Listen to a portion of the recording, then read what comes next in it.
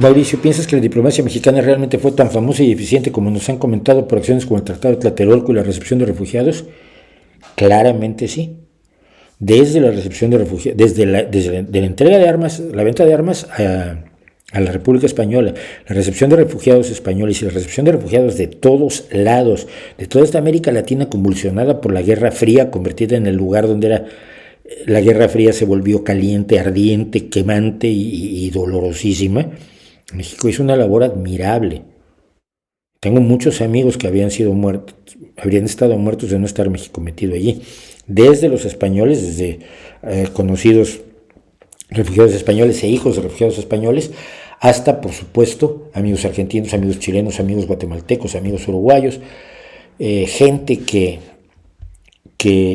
su única forma de huir de dictaduras aterradoras, inimaginablemente aterradoras, y que en estos momentos es casi increíble, 50 años después, cuando la gente lee lo que hacían las dictaduras del Cono Sur, se horroriza, no lo puede creer, sobre todo el tipo de tortura que hacían, y que lo hacían porque estudiaban tortura en la Escuela de las Américas de Panamá a cargo de los Estados Unidos. México hizo una labor extraordinaria y el Tratado de Tlatelolco de no proliferación nuclear fue muy importante. Eso es el pasado.